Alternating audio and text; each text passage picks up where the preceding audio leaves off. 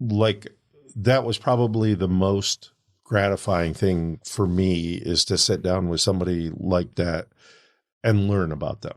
Sure. Because most people don't ask any questions. She said her sister was watching her baby and she needed to buy formula, and she has no food at her house and she didn't know what to do.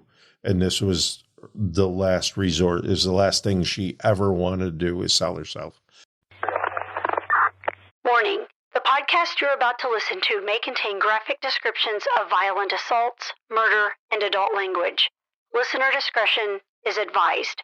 Human Trafficking with Detective Ricky Lynn, Part 4 of 4.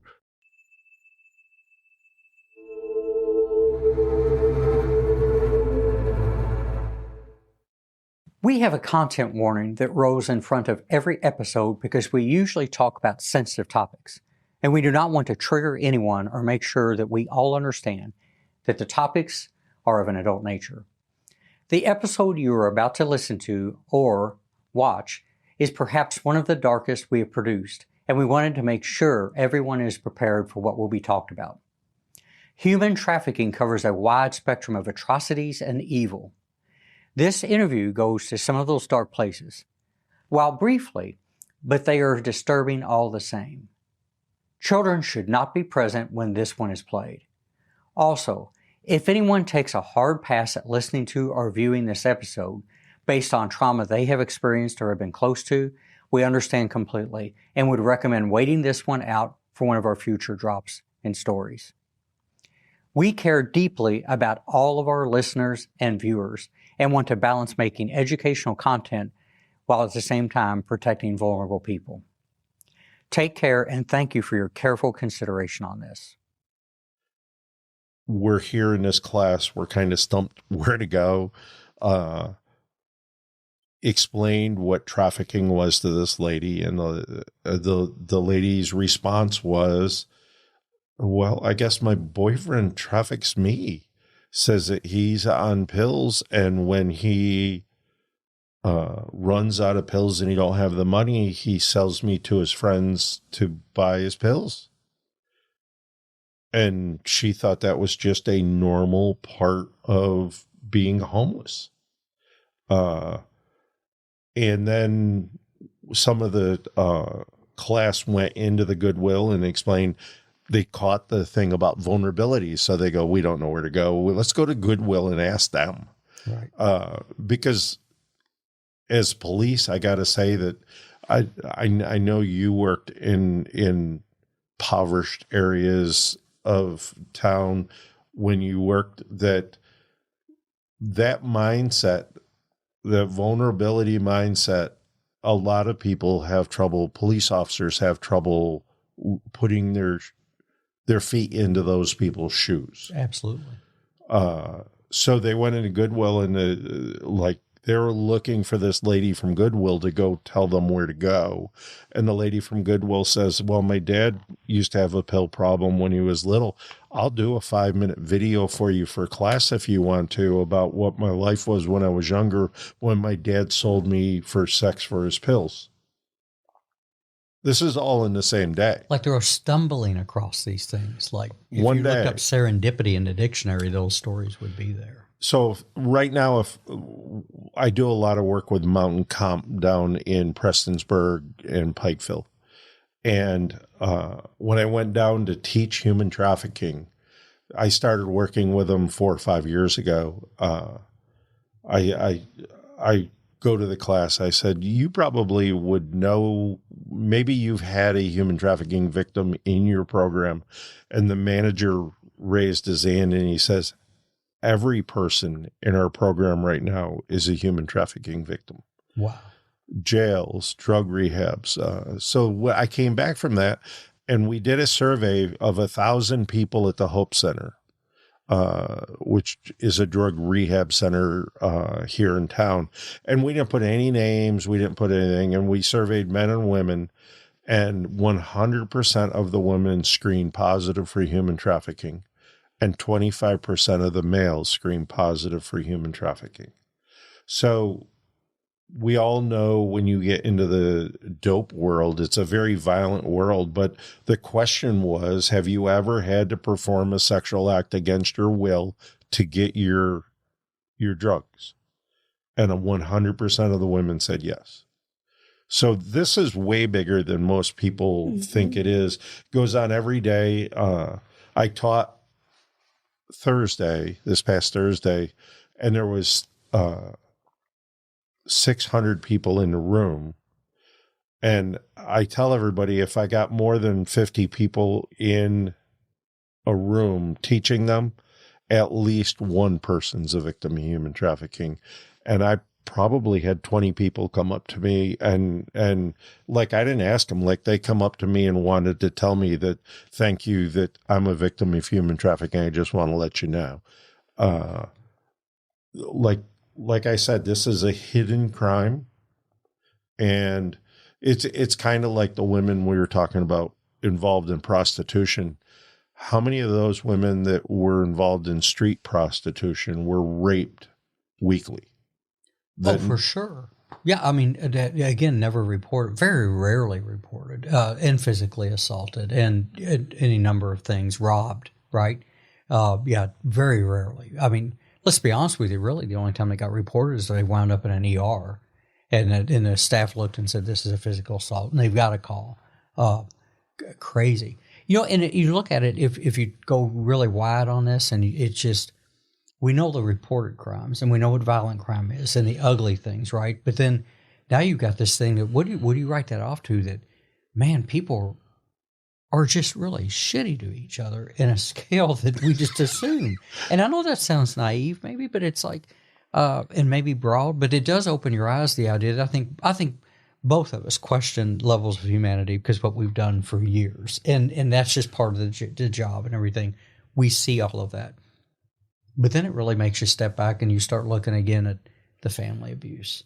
And, you and I would never turn one of our kids out for dope or to pay somebody back. But it happens, and it happens. It's sad. It happens a lot. Well, one, it's a training issue. It's like, I didn't realize until I got out of patrol. We would go to a domestic violence call and we would get a snapshot of what's going on in somebody else's life. Like a very brief. A 10 seconds. Yeah. Yes. Yeah. And now learning what I have, and I've read a lot more about family violence and violence in homes. Most domestic violence people, that's a relationship crime. Right. The whole relationship is domestic violence. So instead of me going in and going, oh, he hit her or she hit him, now it's time to ask all these questions. And I never knew this until I got out of patrol. And most guys that are police officers and they work in patrol still believe it's that snapshot when they go, well, nobody's hurt, we're going to leave. And not ask any questions about, 60% of the callers for domestic violence are children in the home. Right. Who's the victim here? I stand in Walmart and hear parents argue on the phone back and forth about custody, and the kids are standing there, and that's domestic violence. Oh, it is. It is. So, but I think a lot of people overlook many. I'm going to put it this way. I'm invited to a lot of friends' parties. I'm not allowed to talk about work because nobody wants to believe that goes on. Yeah, I think remember, there's this deniability as human beings that we like to have, like some cognitive dissonance, right? If I don't see it, it doesn't exist. Because I'm serious, I said that stupid thing, but it's like, it's actually, it makes you think. It makes you think. Well, I mean, everybody loves your podcast. Because, yeah. But you talk about murder. Right. But they don't. Many times you don't talk about the nitty gritty we stay off things that we see that haunt you. I mean, I'm sure you have visuals that haunt you every day. Like something pops up in your head and going, Oh, that was a horrible day. Yeah, we got invited to a really neat thing on National Avenue right before the holidays, and they did a live podcast. Chad and Erica, really cool people, and we did a panel. And the one of the people on the panel hit me with that. What's the? I think it was like the wildest thing, craziest thing, maybe not even worst thing. And I kind of got the deer in the headlight look, and because there's a part where it's, you and I both know this, it's like a videotape running across the head real fast of like, there's so many, like you're bombarded with it. And then like I think we routed around, and I think you answered a question or something because I wanted some more time. And I think the way I finally said is, I told, just like you, I said, there's things that we see that I think we have an obligation in the community not to share. It's one thing, the only drawback to body-worn camera, let me hit this real quick, is there's things that go on in homes that for a long time we had a social contract that we didn't share. And now that's a whole different, I don't want to take body cameras away, but that's a bad thing. That said, there's some things that just belong in that box. Yeah, we could really go into a lot of detail. We could have a very macabre show, and unfortunately, I think there'd be a small percentage of people out there that would gravitate toward that, which is sickening. But yeah, there's a lot of it that's left, and we'll just carry that with us and whatnot. So secondary trauma is real. Oh, it's, yeah, for sure. And in our industry, we could do a show on that. As a matter of fact, I've got Trevor willing to come in because it's like, I mean, he's made his life out of that. I really want people to understand what that secondary trauma is on first responders, because it's real, it's cumulative, and it builds up. I've met people in the true crime production business that suffer from it simply by analyzing files and looking at cases. And because the closer you get, the hotter the flame is. Well, yeah, and it's like in my world, I've looked at so much CSAM that like it has changed, like rewired my brain, and like I don't even, like, if you would hand me your phone and say, here, I'm very careful not to manipulate anybody's phone. Like, I'm afraid to look at I was with a friend last night, and he's showing me pictures of his daughter going to kill you.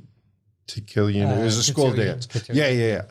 And she's in a pretty dress. It's down to her knees, and it's got really short sleeves. And I'm looking at it going, how do you let your daughter dress like that? And like it was a picture you could print to hang on your wall in your living room. And I'm looking at it, and like so many bad images come to mind. I'm just going, and then I thought about it afterwards, and I'm going, like it has really twisted my brain that I think everything's wrong. Like I want my daughter to wear,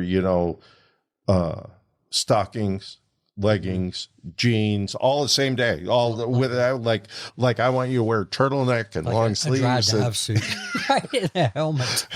Exactly. She shows up in the summertime in shorts and a t-shirt, and I'm just going, you need to put some clothes on. Yeah, it does that. And it's a battle to not let it change the focus on the world completely. It's hard. I get that, and I wasn't around a lot of that. Thank God. I mean, we all see a degree, but if that's like of the 7 levels of hell, that's number 8. I mean, really, so CSAM would be. So that's the reason I retired, and I went to teach full time, and then the police agency I work for come to ask me that they had a detective leave all of a sudden, and they had all these cases with victims on it, and they needed somebody with the certifications I had. And I told them no 4 times in a row. And finally they started talking about victims. And I said, all right, but you only got me for 2 years. Mm-hmm. But the reason I left is like, I was having like horrible dreams and stuff like that. But nobody can, that's an agency thing. Like if you're working in special victims, 3-4 years of an agency smart, you have to go somewhere else. Amen. With help and support. Yes. I mean, definitely we're finally getting better about that. Well, We're finally. well, I started going to, I would like go to Trevor once a year just to Sure. go, if it's, check me out, because sometimes you don't see yourself like you see yourself. Amen. You need somebody else to go, you need help. It's kind of like a heart disease thing. It's running in the background, maybe. Powerful stuff. Well, again, moving on. Back to the human trafficking with adults. Before we sat down, we were talking about those methods and where they are, and without overglossing it, prostitution, dope sick, which again is where the trafficker has somebody who's addicted, causes them to addicted, and kind of strings that out about just dope sick is when you're going into withdrawals, and the cure for the withdrawal is more drugs, and they do that with them. But I think that's the thing that we see a lot of and know. But one of the things you talked about that I think was a shock to me a little bit, maybe I've heard it before, was the food industry. Go down that rabbit hole a little bit, because I think we all have a picture of the other thing, the massage parlors, the trade sex, the places you talked about on the internet where you can buy people, but then the food industry. Talk about that. So when people come here from other countries, and everybody knows that for the last few years we've had open borders, and I'm not getting into politics at all. Yeah, we don't have to get political. But there was a lot of people that were brought to the United States. So if you come from another country, like if you come from China, the gangs in China, whether it's a triad or another gang, triad's like an umbrella for all the gangs in China, will ship people here, and they usually get shipped to Mexico and cross the border and come to the United States. And then they get moved to Chinatown in New York, Chicago, or LA and housed, and they get sent to different businesses, one of them being like Asian buffets or something like that. And I'm not picking on Asian buffets at all. I just have talked to enough Asian victims to know that they owe between $25,000 and $50,000. Like the people that sent them there will hold, like your parents' deed for their house or their farm in exchange for you to pay them what your debt is. So let's say a person goes to an Asian buffet and they owe $25,000. So they go stay with the owner of the business's house, and then you work for tips. He or she doesn't have to pay you. And then all your tip money goes back to pay your debt. And that happens, like that's from another country, how you get here. And like I've had people go, well, why wouldn't you just leave? And I said, we had a case in LaGrange, and she was working at a Asian buffet in LaGrange, and she got pregnant while in transit. One of the people moving her here raped her, and she had a baby. Well, she loved her baby to no end, but 2 weeks after she had her baby, she got put on bed rest during her pregnancy, and this only social media in China is a social media thing. It's like Facebook on steroids. It's called WeChat. Mm-hmm. So the owner posted on WeChat that she's a bad employee and she wouldn't come to work. Well, 2 weeks after having the baby, 2 guys flew in from China and took her baby back to China until her debt was paid. Oh, wow. Like, this is serious. I've had a number of people that I've bought bus tickets for back to New York and sent them back to the traffickers because really bad things will happen at home in China to their parents. I've had people that we've charged somebody here and like their parents' house burned down the next night. So they were very worried about their family back home. So they said, I'll tell you everything if you get me back on a bus to get back to New York today so I can fulfill my debt to them. And that happens. I've had people from South America. I've said people from Mexico. If you're from Mexico, it's just less money that you owe. But I don't care who you are, how you get moved here. There's a price to come to the United States, and nobody looks at it like everybody looks at that person coming here as the evil party. The evil party is usually way, way in the background where that person owes them money. Right. I think the most exposure we get, and again, not politically on the border, is the mules and stuff like that. The people that, and we have a picture of that, especially if they're from South America or Mexico. But again, I don't think people have an appreciation for how organized that is in the background, how unscrupulous and evil it is to snatch that kid and take it back. And then that's the new leverage tool, right? And it could be anything, like, but they take your world. Like, most of the people that are coming here don't want to come here. Right. Like, they put them on a plane with a couple handlers. They land in Mexico. There's a couple handlers there. Now, the people from South America, actually, a lot of people, you saw pictures of on the news with people on top of trains and stuff coming to the United States. Well, those people want to come here. Right. But every place they stop is owned by the cartel. So your bill depends on how many places you stop, how much food you consume. Like, a bottle of Gatorade is $5. For them to carry your kid or the luggage up mountainous terrain is $150, and all that is tallied of what you owe when you get here. That train ride, think about that. There are hundreds of people on that train. That costs them money to ride on top of that train. I have no doubt. So when you get here, you owe between $10,000 and $15,000, and like I said, that your family's being held hostage back home. And in the first part of my career, before I got into human trafficking, I had people going, "Yeah, I'm sending money back home," and I'm going, "That is so sweet of you, because the exchange rate, like, you're helping your family out. That money's not going to their family." And I think we all have that. Like, okay, payday Friday, Western Union, right? They're lined up at the stop and rob at the convenience store, wherever it's at, and Western Union. That's the impression I've had forever. Is work really hard here and ship that money back, and it's going to the cartel. Yeah, like, it is so organized that, and you say, why don't we do something about it? Mm-hmm. So I track money from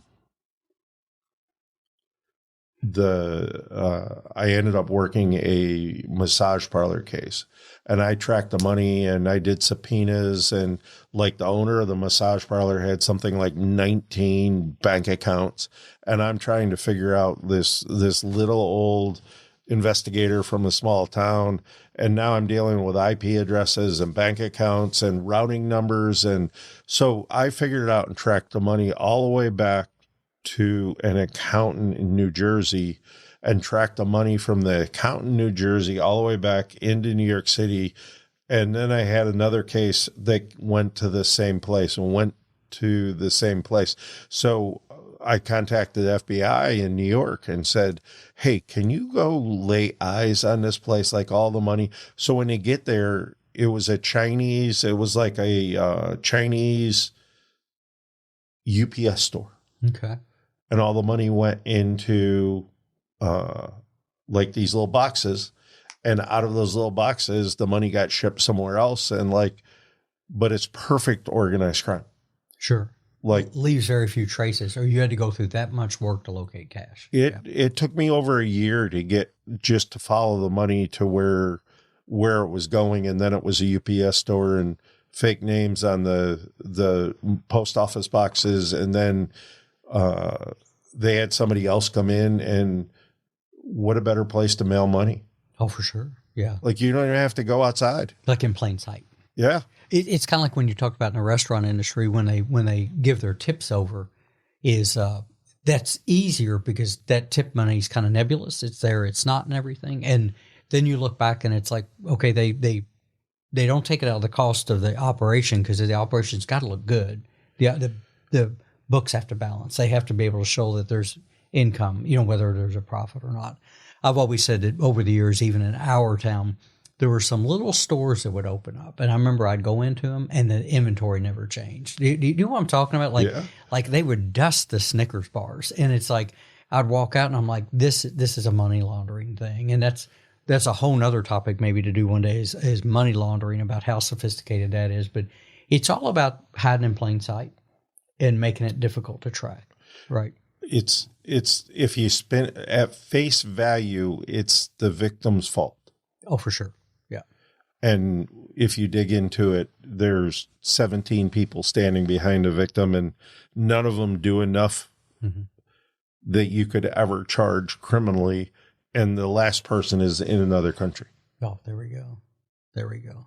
If you do locate a national in either the sex trade or like the food trade or anything like that, and it's established that they are a victim and that is there anything in the United States, or what are the mechanisms to try to improve that or protect that person? So in the United States, if we find somebody that is a victim or a witness in a case, immediately I can fill out a form and send it to Homeland called continued presence. And as long as they're helping in an investigation, helping themselves, they will be allowed to stay here for during the investigation and prosecution of that crime. Gotcha. If it's human trafficking, there's a visa called a T visa. And if it's another crime, they could use a U visa, but a T visa is strictly human trafficking. It takes about 7 years. But in the process of getting that approved, they're allowed to stay here. And if they are a trafficking victim, they'll be allowed to be able to stay here in the United States if they wish to.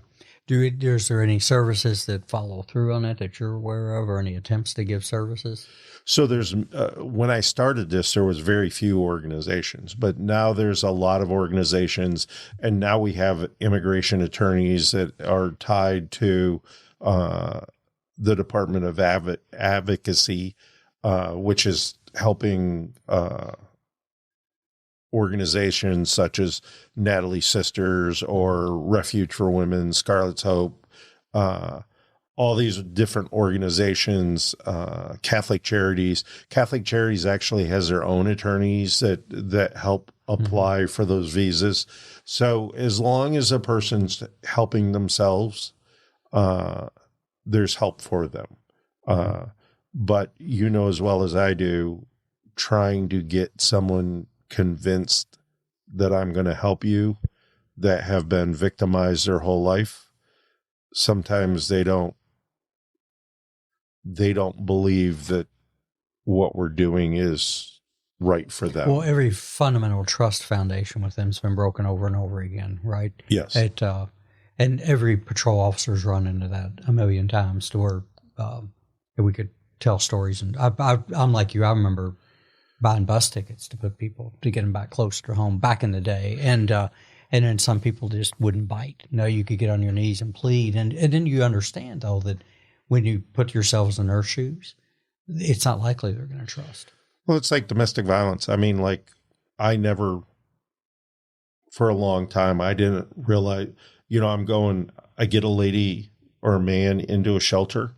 Why don't they leave? Why don't they leave the person? But if you go back and stand in their shoes, like I was talking about, a narcissist is going to put all the bank accounts as his name, all the cars in his name, all the house is in his name. I have 3 kids now, and that's dad. And now we got to deal with the trauma bonds about he's father of my child. He's my husband. I think the average is someone leaves before they leave for good, leave 7 times. Yeah.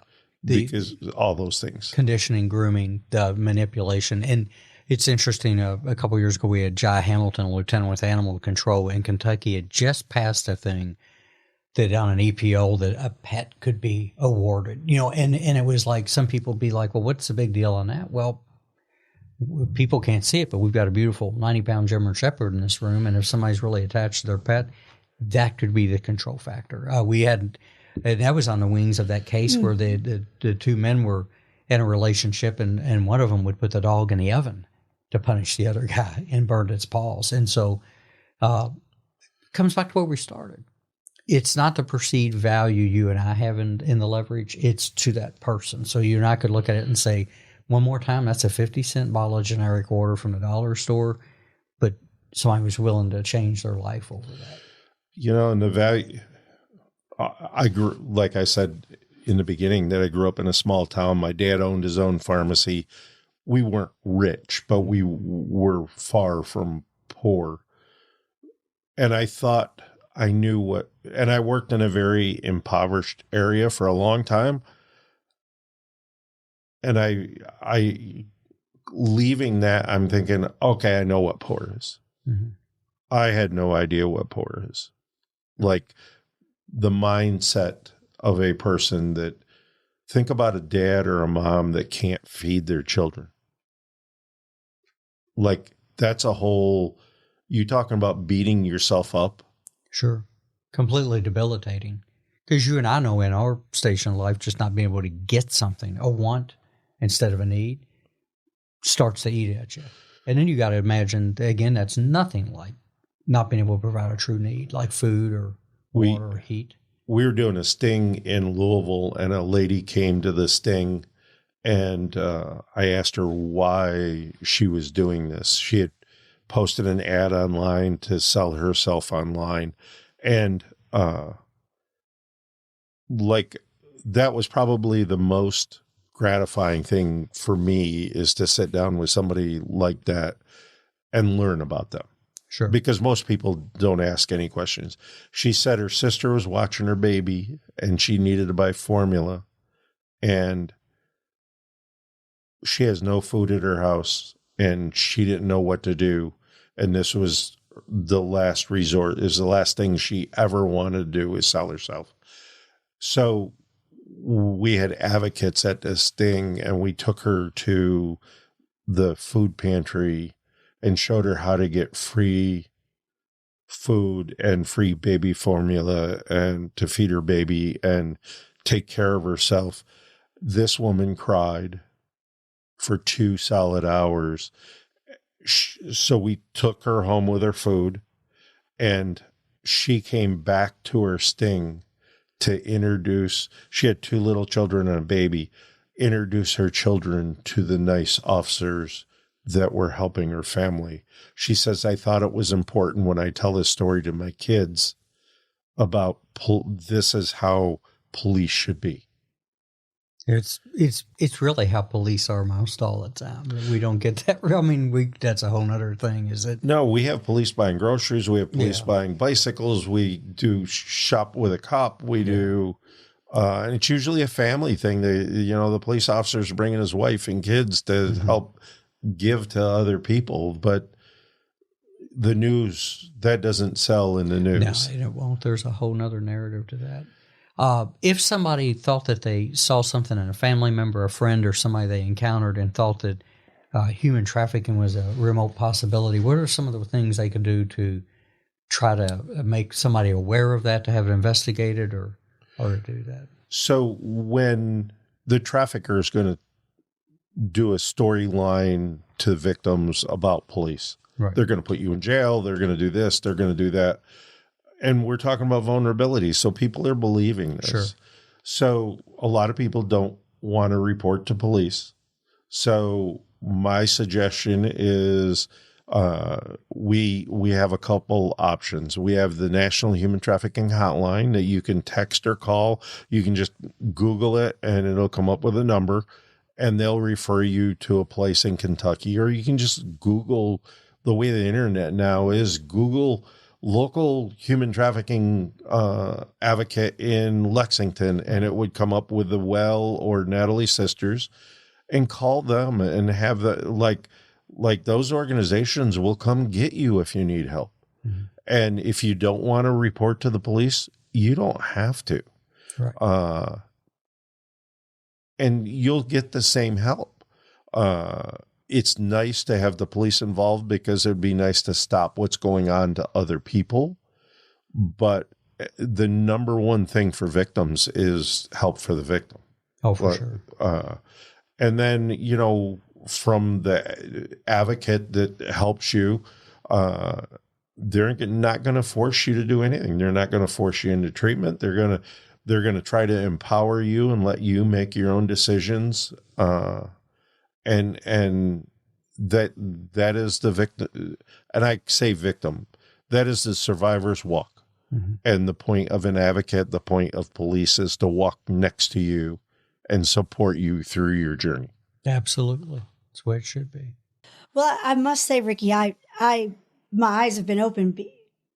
I mean, I thought I knew what it was, but I didn't realize.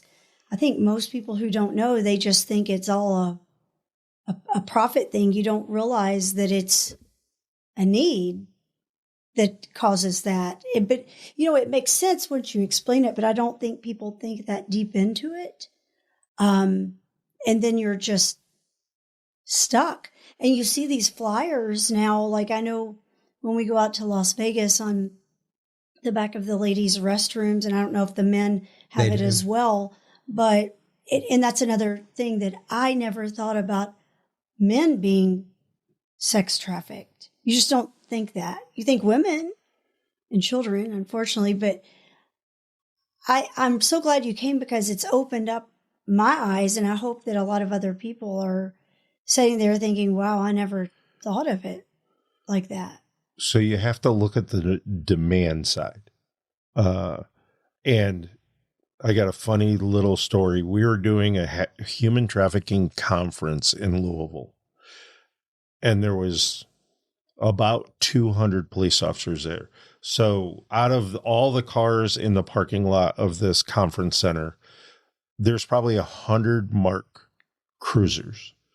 And we went into one of those fake accounts and put pictures and posted ourselves for sale. And the trafficker actually drove into the parking lot and up to the front door to pick a 12-year-old up to be trafficked. The demand when we were in Louisville, we did 4 stings in a row. We averaged 1,000 phone calls a day to buy a kid. Unbelievable. 8 hours, right. Like not even quite 8 hours. And I believe if we had,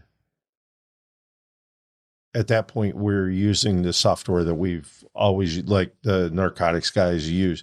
I believe it only allowed 1,000 phone calls. It could have been. It was limited by the software that we had. But it was unbelievable. Every walk of life. One of the lead orthopedic surgeons for kids in Louisville. There were some business guys. There was normal blue collar workers. The thing that amazed me, they were mostly fathers. They had kids at home. Man, we're just keep going into different twisted levels of this too. So, but it's the demand is so high, this will never go away. Yeah. Wow. And routing it back to the island with Epstein, I think maybe people, even though they don't have the breadth of it, intuitively, everybody knows it. Now, take up people visiting, I get that. But now put that out, international water, secluded area. I mean, the ability to, let's be honest, dispose of anything that would get in your way of, which would be human beings, and take that. There's no. I think that's maybe people that part of that hunger is knowing something horribly could be down there, and probably was. Well, think about nobody's ever shut down the child sex trade in Bangkok, and we have Americans go fly there to go be with kids. Yes, exactly. And that's gone on, I think, my whole life. Yeah, exactly. And now it kind of gets memorialized on the internet as a funny thing. I mean, that's how desensitized people are becoming. So it's just the demand is high. The adult world is the largest. Like I said, the largest largest company. I don't know what you call it, but in the whole world. So they make a lot of rules for the internet that we don't have any control in, like the parents in the world, but it's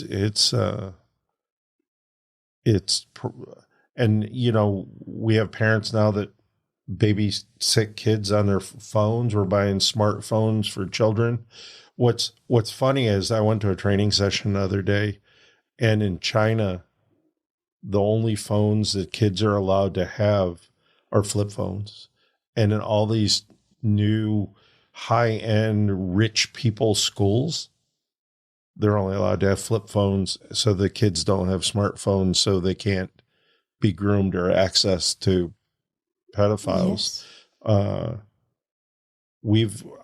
I've gone to complaints this year with kids watching pornography on a school bus going to elementary school. And if you don't think that's grooming on the backside of that, oh, sure, trying to push boundaries of these kids in the future. I mean, there's nothing more than like the porn industry would like is to change the age of consent. Oh, for sure.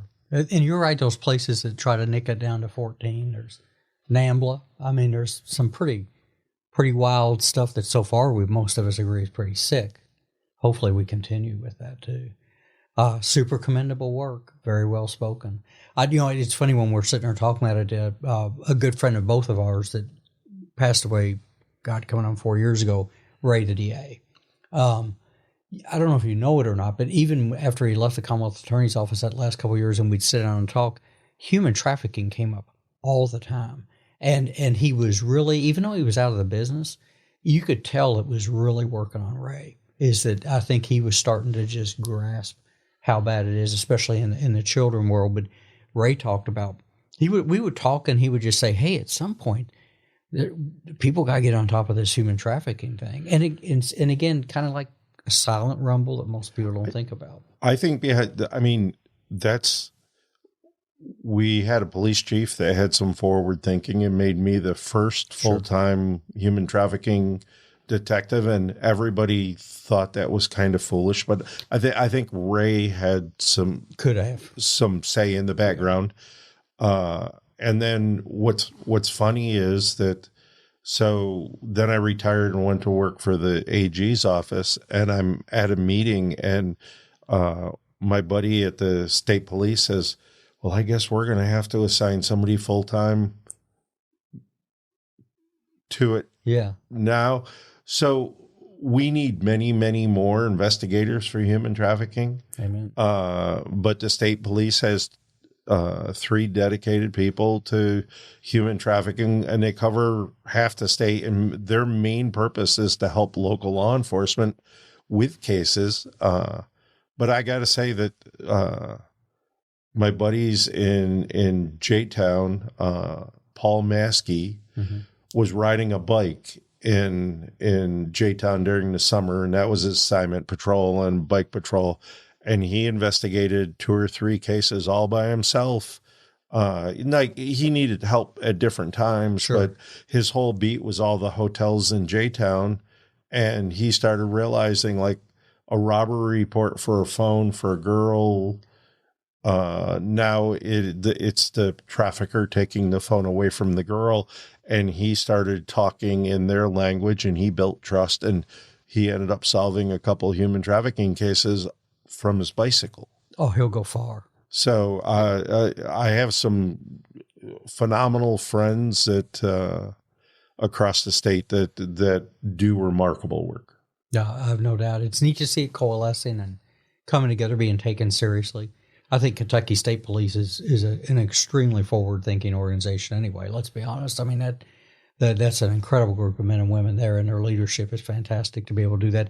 And in the business, you're right, is that whenever a police department starts something new, even puts their toe in the water, every other cop is like, blah, try being a DARE officer. Nobody gets off your back for that. Am I right or wrong? Well, they come out with that study about DARE doesn't impact a lot of people, but for the amount to have kids be able to spend 6 months with a police officer, I I don't care what the stats say.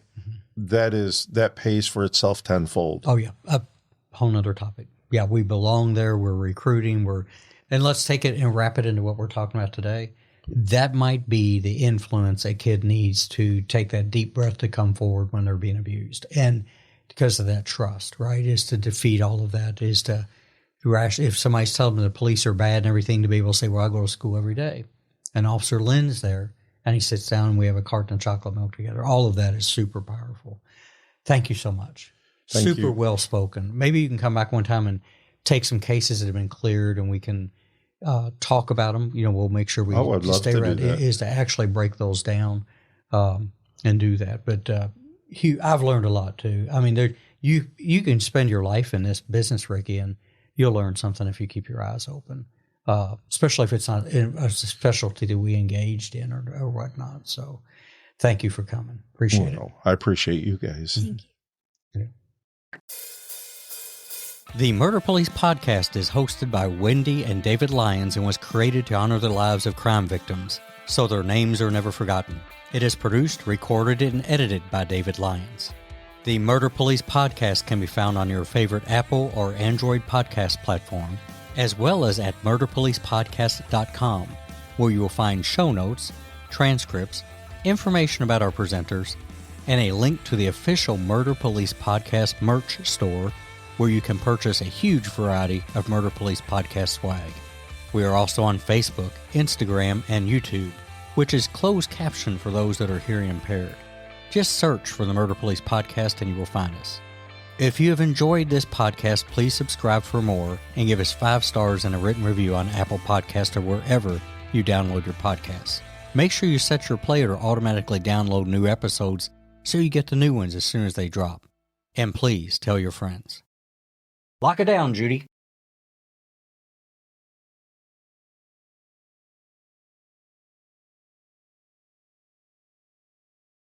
Hey everybody, it's Wendy. In case you didn't know, David finally got off his butt and finished his book, True Crime and Consequences. The book is super educational and talks about the world of true crime and where it meets real investigations. It is perfect for everyone, from true crime fans like myself, to the true crime podcaster or YouTuber, to the amateur detective or web sleuth. And not to leave anyone out, you cops need to read this book too. True Crime and Consequences is available at murderpolicepodcast.com, Amazon, Barnes & Noble, well, pretty much anywhere you'd find a great book like this. So true crime fans, go get your copy today.